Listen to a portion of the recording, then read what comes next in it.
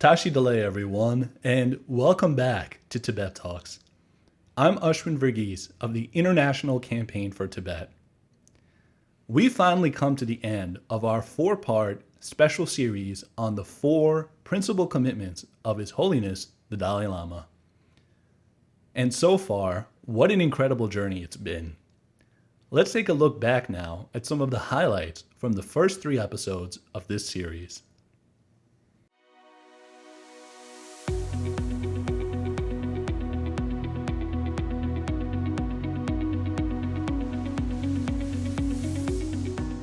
Number one commitment, promotion of human value.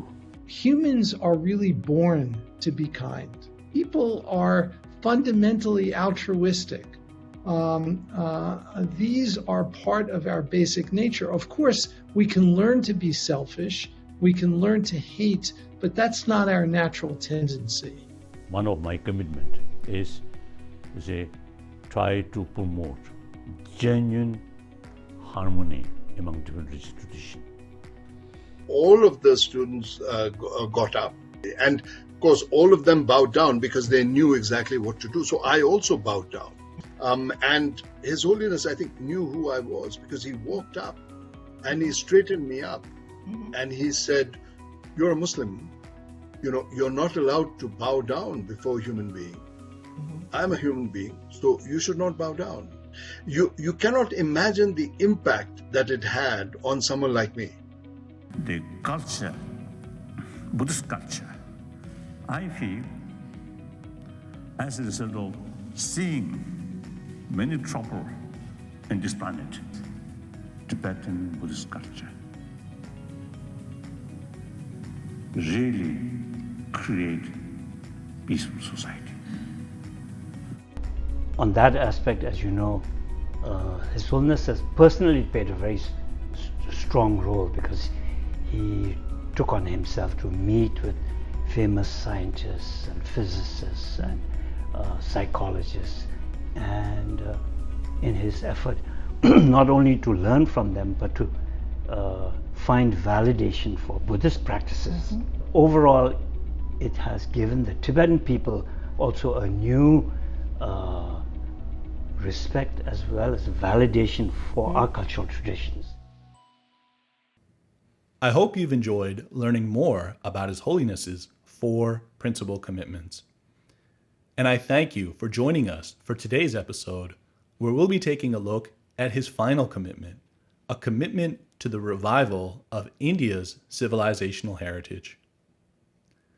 The Dalai Lama has called India his exile home ever since the Chinese government forced him into exile from his native Tibet in 1959.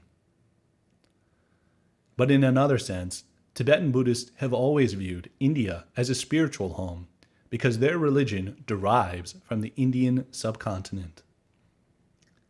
As a self-described son of India, the Dalai Lama is committed to reviving awareness of the value of ancient Indian knowledge. He believes the ancient Indian understanding of the mind and emotions, as well as techniques of mental training like meditation, are of great relevance today. In fact, India, he believes, is uniquely placed in the world today to combine ancient and modern ways of knowing. Let's hear now the words of His Holiness himself. Now, hygiene of emotion in modern education, nothing. So, hygiene of emotion come only Indian tradition, based on karuna and ahimsa, as I mentioned earlier. You see, these, should combine as the hygiene of physical and the hygiene of emotion. So, now that's my fourth commitment, try to revive this ancient Indian knowledge, which we kept over 1,000 years in Tibet.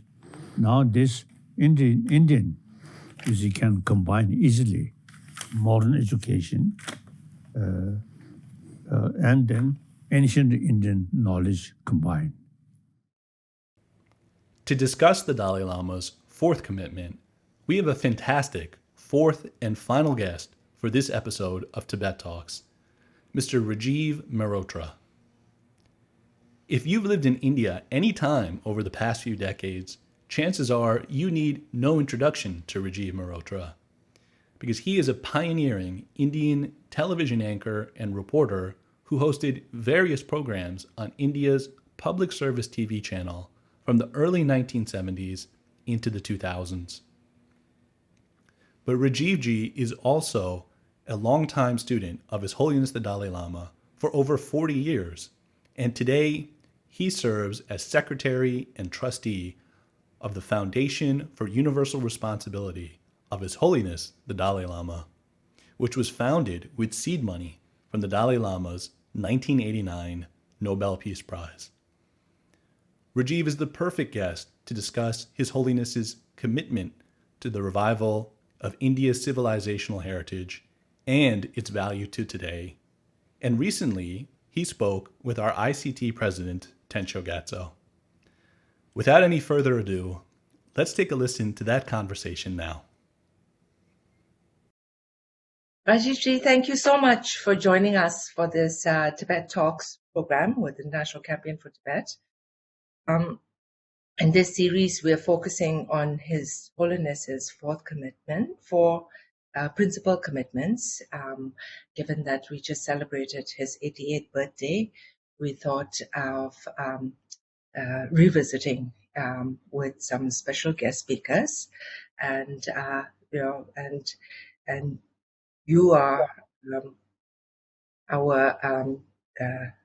invited you to speak about ancient Indian wisdom, and thank you for finding the time and spending the time to join us. So just our audience is ICT members usually around the world. Not many of them have traveled to India and have not so quite, they see it from afar, but to have a more personal understanding of it, we thought would be really helpful. And so to begin, I wanted to ask if you would just define what ancient Indian wisdom, what His Holiness means, and how is it relevant today as you see it? Well, His Holiness, when he talks about ancient Indian wisdom, I think the two elements that he's really looking at are ahimsa, non-violence, and karuna, compassion, and of course, mental hygiene. I mean, these are sort of the umbrella terms. And as far as ahimsa is concerned, non-violence, I remember I had the privilege of being with him in Oslo when he got the Nobel Peace Prize, and he dedicated that prize to Mahatma Gandhi. And I think that non-violence is a fairly familiar concept, but I think that this difference for His Holiness and Gandhi in some ways has been that for His Holiness, it is the motivation behind what you do. So if your motivation is non-violent, then that embodies that. And for Gandhi, it was the means were as important as the ends. But His Holiness has written and spoken very eloquently about non-violence and ahimsa. And the second aspect, of course, was karuna, compassion. And as we know that compassion is who His Holiness is, the embodiment of the Buddha aspect of compassion, Navalakoteshvara. And it is what, in a sense, defines His Holiness and is at the core of his teachings and aspiration. And really saying that if you can be truly compassionate, then the self that suffers softens. And so the cornerstone of his teaching is compassion, and that connects with the mental hygiene. What does he mean when he uses the word mental hygiene? And he also often uses the idea of mental diet. So what he's really drawing on is the rich Indian heritage of training the mind. And so His Holiness argues that, we spend so much time training our minds to be productive, to get jobs, to look beautiful, or whatever else it may be. But we spend very little time on training our minds to be compassionate and happy, which really is the aspiration of all human beings, to be happy and to avoid suffering. But the way this connects to the Nalanda tradition, of which he is the inheritor, is the juxtaposition of method with wisdom. And that is an extremely important principle in His Holiness's teachings. And certainly when he goes into the more complex aspects of the Dharma and Buddhism, because His Holiness would argue that we can be familiar and listen to him and be inspired and moved, but until we adopt the methods of internalizing compassion, so that it is so embedded and it has very deep imprints in our consciousness that it affects our reflexive responses. So the genius of the civilizational heritage of India has been this juxtaposition and the methods by which you can train your minds and cultivate them beyond the purely intellectual engagement with it. And the correlative in some ways is that the sutra is the wisdom, and tantra is the method of achieving this. And it goes in and out in many layers as far as His Holiness embodies and the values that we're looking at. And so when he talks about the Nalanda tradition, he's not really looking at it purely in the context of its Buddhist identity or association. I mean, of course, it was the Buddhist university and there were these 17 Nalanda masters and what have you, but it was the techniques that were available in Nalanda tradition. And the cornerstone of that was the debate, which is a very important aspect of the Tibetan Buddhist practice today. But this wasn't debating in the manner that we understand it in Western terms, where two people take 2 points of view and argue them, and one is declared the winner.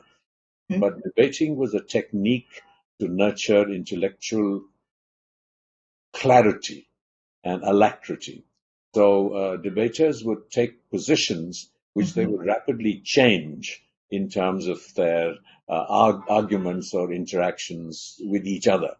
And so this trained them in a very important principle that is so important today, is to be able to see other points of view and to be able to sort of move rapidly between them.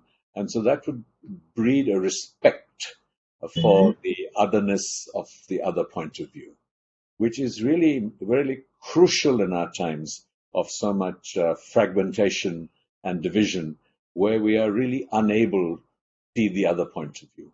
And this also was that when the Buddhist scholars or the non-Buddhist scholars made the presentations of their philosophies, it wasn't just proclaimed. The points of view were articulated and had to be defended by other points of view of people from different traditions, both within Buddhism and beyond Buddhism. And so the other sort of peg on which His Holiness's teachings stand, drawing from the Buddha, was that it had to stand up to the scrutiny of reason, logic, and experience. So not just people from your own faith or own practices or belief systems, but those of others. So I think that at this, these are the very deeply important principles, for our time in the modern world. And so His Holiness is built on this and, in fact, embodies these ideals and principles in his own life and his own practice.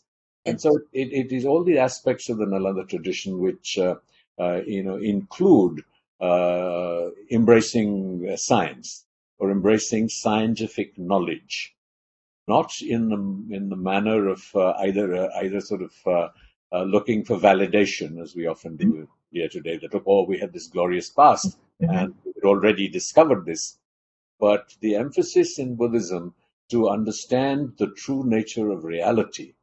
And for that, we have to be open and responsive to all forms of knowledge, and including the empirical one that science offers, but most importantly, in the case of the method that His Holiness is talking about, is the non-conceptual experience of reality, which means that something that words cannot describe. Mm-hmm. There's a very simple analogy to this, that if I wanted to tell you, what coffee tastes like, I couldn't explain it to you until you tasted coffee. And this was really the Buddha's predicament when he attained enlightenment and he stepped out. He said, now, how do I teach this? Uh-huh. So he outlined it as best he could verbally, but he provided the method for its realization. And that, I believe, is the seminal contribution of His Holiness, apart, of course, from his commitment to nonviolence, which is the cornerstone of his philosophy, of the way he lives his life, of the freedom movement of Tibet. But in terms of India's heritage, it is this aspect that I, as a student of the Dalai Lama, I truly celebrate. Yes, His Holiness, I remember so many times says that the Chela, he calls himself the student of India, and India as the teacher, and that now it is the student's job to bring back the teachings to the teacher. And so in this way, His Holiness is, I think, one of the most biggest spokesperson for India, because wherever he goes, he talks about the importance of the Nalanda tradition, the teachings that he received from India, that he is spreading wherever he goes, also putting it in not in a religious format, but in a way that is so simple for just any ordinary person to receive and get it. And he has, reached such a wide listenership around the world. So, Rajivji, can you tell us what is his impact in India itself, and how is he perceived in India? Well, again, as a chela of His Holiness, I always respond to that comment and really say, well, now the chela has become the guru, and the guru has become the chela. So he really is the quintessential teacher of our times.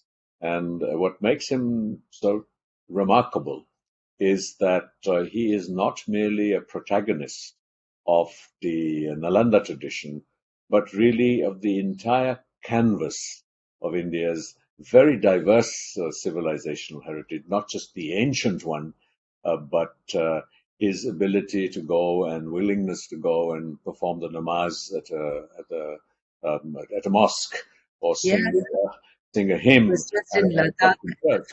Yes, in fact, it just recently happened, even as we speak, and so that shows a deep celebration of diversity and an expression of this, what I briefly mentioned, the mental diet that he talks about. And so what he's really saying is that the genius of India is our ability to create the context for people to have the mental diets that they need. And just as we need different physical diets, depending on the climate, our constitution, our predisposition, we need different mental diets. And I think that His Holiness is pretty much today celebrated as the preeminent spiritual master, if to put it in that manner, and who epitomizes the highest aspiration of our heritage. This is the human being who demonstrates to us that this journey, this achievement is possible and achievable, because here he is and he embodies it. So it's not something subject to the most rigorous scrutiny, and the many elements of his of who he is, and this goes right from his. I really don't know where to begin. In the sense that here is a man who still practices, or till very recently, was practicing several hours a day of his own practice. So it isn't that he's the Dalai Lama, the incarnation of Avalokiteshvara, so he doesn't need to practice. And the sharing of that journey, whether it is in the film Kundun or his autobiography, of his journey of learning and growing and his continuing evolution towards Buddhahood. And so he hasn't allowed himself to get the stamp of having arrived. I mean, we believe he has, but he doesn't allow that to happen to him. And the fact that he would be willing to receive initiation and teachings, oral traditions from even monks younger than themselves. Mm-hmm. And so he is celebrated in India, and I'd say much of South Asia, and certainly in Nepal, where for political reasons he's not able to visit, or Sri Lanka. But certainly, I mean, I have read articles on extolling him in the Pakistani press in Bangladesh. And so while it may not be as public and broad-based as it is in India, and this sort of adulation ranges from, the beggar on the street, to whom His Holiness will lower his car window and greet, to, the most important political figures who sometimes, as happens in the rest of the world, will meet him quietly. But I think that across the political and cultural landscape, that here is a man who is celebrated, and I cannot think of any other figure resident in India or in the world. And I just don't say this because I'm biased, and I know I am. But it is quite an amazing achievement. And not to mention the fact that the achievements of the Tibetan refugee community, it is one of the great success stories in human history that a refugee community has been exiled in another country, who have retained their identities and remained welcomed by their hosts. And that really has to do with His Holiness's own persona and personality, and the direction that he has given to this. And it's legion. And I don't want to dwell on the fact that the way that his empathetic connection with people, which is a more universal phenomenon, is not just exclusive to India, where people feel this great catharsis from his deep integrity and how they feel touched. So he is deeply welcome and sought after. And I think there is great anguish and disappointment that as he ages, that he is not traveling as much as he did. But he is really the first choice for anyone who's organizing any kind of event, meeting, or seeking a blessing, even though they may come from other faiths and communities. So he is the embodiment of our civilizational heritage. And it is really moving for us in India that he has now become its greatest proponent and defender, in a sense, as it risks getting diluted. There's something I do want to sort of add to this as a way of celebrating the Guru, His Holiness's contribution, and of the Tibetans in this, and the fact that when Buddhism traveled to Tibet from India, unlike other traditions, it didn't travel because of through scriptures and writings. It traveled through practitioners of Buddhism, and when they reached Tibet, so it was both the conceptual framework, the articulated teachings of the Buddha, but the method aspect of it, so that the Tibetans preserve this heritage both experientially and in terms of the knowledge. And the Tibetan language expanded and came up with a new vocabulary to capture those the nuances of those teachings, which couldn't happen in India because Sanskrit was a frozen language. And so when the Tibetans came to India, like the Tibetan Institute of Higher Studies in Sarnath, or this Bodh Gaya Institute for the Preservation of India's heritage that is named after His Holiness. So they're really bringing back to India that heritage. And it's not just Buddhist. Buddhism was one of the peaks in the peaks and troughs of Indian history. Buddhism was one of those peaks. Mm-hmm. It wasn't isolated from the rest of the heritage. Mm-hmm. So it is not just about Buddhism. It is about this aspect of our heritage that is living and not just scriptures, that is Holiness manifest. And I think people see that intellectually and intuitively, and so respond to him in a very special manner. Yep. Thank you, Rajiv ji. And I think His Holiness's own bond with India is very, very special. And for all of us Tibetans also, being India, finding India as a refuge and home. I was also born here and brought up here, and I think also the Indian masters who did come to Tibet to bring Buddhism, who brought Buddhism to Tibet, it was to their credit that they said, you have a language and you should study in your own language, and then began this translation process of all the scriptures into Buddhism. I think we would do in the 7th, 8th century, probably Tibet has the largest number of translators anywhere, and that is what we have today. But now we see, when we talk about Tibetan Buddhism, we're also seeing a lot of Chinese influence, Sinicization of Tibetan Buddhism, undermining it strategically. They are acting deliberately with the intent of undermining Buddhism and Tibetans. So, Rajiv ji, do you think India recognizes this, and is there a role that India could be playing in this? Well, I think India is playing and has been playing. Both India didn't just welcome His Holiness as a refugee and kept the Tibetans as refugees. India was very proactive, even in the educational system that the schools that they set up for the Tibetans. They were encouraged to include Tibetan religion, culture, and language as a subject. So every Tibetan child was exposed to it.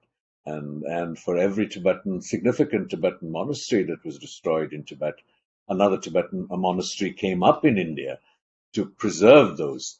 So in the sense that India has played an extremely active role in the preservation of that culture and heritage.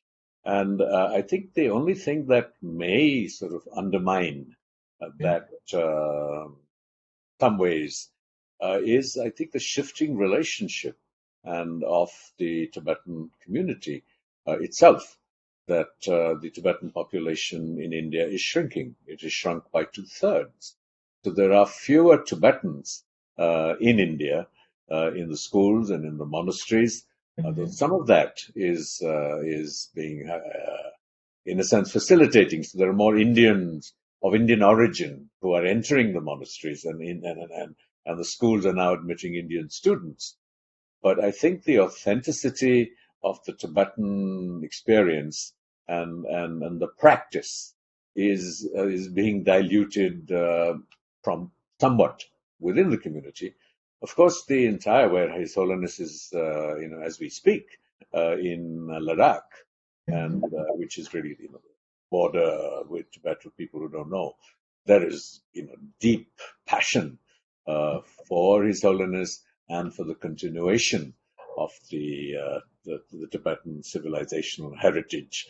And so I don't think there is any doubt in any mind of any Indian of its value and the need for it to be preserved. And I think, the government of India has, made, I think, many substantial ways done their bit. And I think what the Chinese are trying to do is not just sort of capture the agendas of Tibetan Buddhism, but of Buddhism in general. And so there is a major initiative in other countries to be able to invite scholars and spend a lot of money And I remember that, going to Sri Lanka, and some of the monks were telling us that the Chinese were trying to corrupt the Sri Lankan monks by offering them washing machines on each floor and central air conditioning.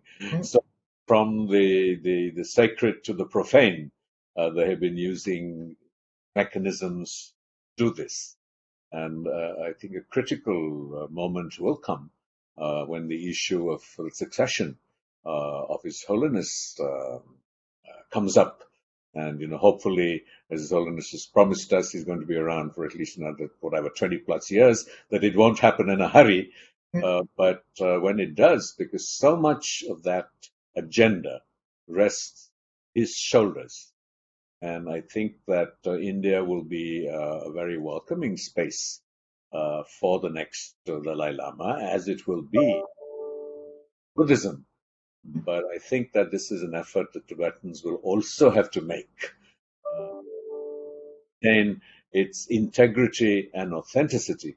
And His Holiness has spoken about the ability and his openness for the continuing evolution of Tibetan Buddhism as it travels to the West. So he isn't stuck in orthodoxy in its practice, preservation, and promotion. And India would perhaps offer the most fertile ground to locate, for as long as is possible, the ancient tradition as it was practiced. But I don't think Buddhism and Tibetan Buddhism is going anywhere. It may change some of its forms, but certainly it has a vitality and relevance that will endure far beyond our generation and our lifetimes, and dare I say, even artificial intelligence.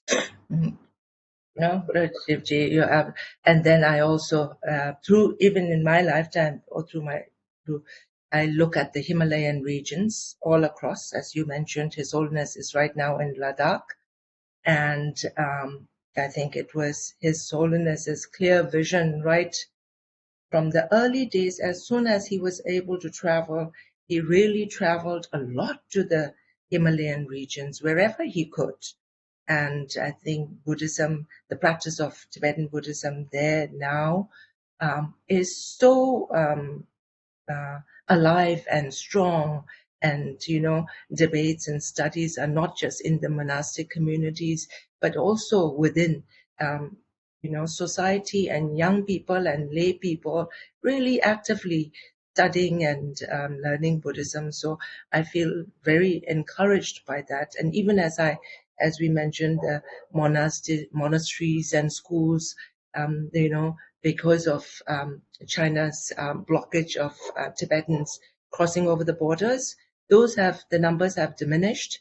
But at the same time, see a lot more from the Himalayan communities kind of going back to their Tibetan cultural roots and joining the schools and monastic communities. And then I think this is a strength for India to have the Himalayan communities, because they are of, culturally Tibetan. To have them, have that as a stronghold, it makes them stronger, and also it makes India stronger and richer, I feel. And I think that's that, it's not just strategic in the terms of, because they're on the border. I think that the osmosis in there is very deep, and it's very profound. That it is now people from within India who are participating in these. So even it's not just in the Himalayas; it's even in the monasteries in the south, and the schools in Dharamsala. That it is the Indian community is beginning to come into it from Ladakh and from Himachal and what have you. So this cross-fertilization is in some ways going to enrich this and make it more contemporary and alive, beyond just the Tibetan, and it'll become a more universal, perhaps an Indo-Tibetan variety. Very much so. And on that note, Rajivji, if I may ask, you have been a student of His Holiness for over 40 years. Can you share with us how you first met His Holiness and his impact on your life and work? And Well, that I feel a little embarrassed, I must tell you, because I feel that my the blessing of my relationship with His Holiness is he's a man of deep and great compassion, and I am a most unworthy student.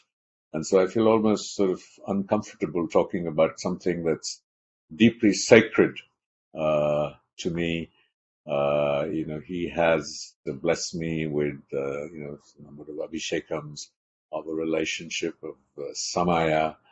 And so, the impact is truly deep and transforming. And it is a very, it is living in every moment of my life. And the reason I don't talk about it too much is because I feel that so much is imperfect in terms of what he is, and as a student, who and what I should be. And he took me with him to the Nobel Peace Prize ceremony in Oslo, and then I was privileged to serve in setting up the foundation. Yes, he entrusted you with that. And I have continued for that time to volunteer my time to serve him, and not always, like I said, as well as I would have liked. So he is, and in fact, he's sort of like a deity for me in my practice. And so I try in that to try and learn and to imbibe the many qualities and values that I learned from him. And it sounds a little rhetorical and cliched, to talk about his deep compassion, to talk about his deep humility, and then to claim that they have impacted me, because I just feel the lack of those, rather than that I have those. But he has been in some ways a sort of both a very generous and gentle teacher, but also a harsh teacher. And I'll tell you, not in terms of his being angry, but I remember when my mother was dying, and I was not, many years ago, and I went to see His Holiness, and I was weeping, and he's given me the space to be, weep with him. So what I had hoped he would say was that he would say that, oh, don't worry, your mother will be all right. And I'm not a very advanced practitioner. And he said, well, meditate on death. And at that time, I thought that was a very harsh thing for him to say, instead of being nurturing and reassuring. And I learned over time that that was really the core of his teaching. And I remember another, incident. I was in Toronto, and there was this big event where there was, Karen Armstrong and Ken Robinson, who was an educationist. And someone asked him a complicated, difficult question. And I think the question was that, how do you think the human species will evolve in evolutionary terms over several millennia? And he was silent for a long time. And there was this great expectation that after the silence, and as he was contemplating, that there would be some terrific words of wisdom. And he just said, I don't know. And it was so transforming to hear that. So the obligation, for them to know everything. and the obligation that we feel to have an answer to every question.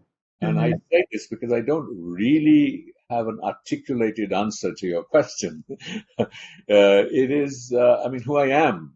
And certainly if there are any positive qualities, they derive from him. And all the negative ones, I am guilty. And so, and I, how did I meet him? That was quite magical. I was studying at Oxford, and I came back, and it was the 70s, and I was really messed up. And so I just heard of His Holiness, and I wrote a letter to his office, and they wrote back, and yes, His Holiness will be happy to see you. And somehow it didn't work, and I got a scholarship. I went to America, and His Holiness was traveling. I think it was for the Kala Chakra in Cabo, but I'm not sure, in 81, 82. And he went to, there was a friend of mine who was the district commissioner in that area, and he was hosting His Holiness for lunch. And so His Holiness and the entourage walked in, and the first question he asked was, "Do you know Rajiv?" This guy was completely flummoxed, and he said, "Where did this come from?" And so he called me up and he said, "You know, the Dalai Lama is asking after you." And I don't know how he made that connection, that this was someone that who might know me. So I met him, and he wasn't as busy. Were you already in TV media then? Were you? Is that Yes. how? Yes, Oh, I was. Mhm. And he then, I met him, and he was very, very generous with his time in those days. And I was lucky that he didn't have. I don't think he had many Indian students by then, and so it's been. And I'm sorry, I don't know. It's step by step. I mean, His Holiness, as I think of his life also, everything that he's accomplished, it just slowly, it just happened like that, and I think, you're right in saying, right, I traveled to Dharamsala, and with me, many of our members, and yes, have met with His Holiness. And every time we meet, I think, I remember one of my guests was saying, in that space, when you're with him, you're actually the best person you can be. You want to present it brings out all the goodness in you. So you have that very special feeling when you meet with him. So I think we're all very lucky and blessed. And it really comes, as you're suggesting, and I think that we're always looking to identify. Again, this my sort of favorite idea of trying to conceptualize and verbalize what are the elements of His Holiness idea, personality, philosophy that are transforming. I just suggest it is who he is, period. And we can try and break it up, but we cannot break it up in words.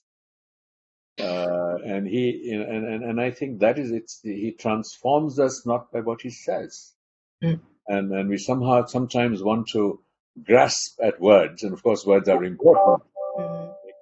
They can, be cataclysmic sometimes, but it is really the depth of his being, and that is who he is.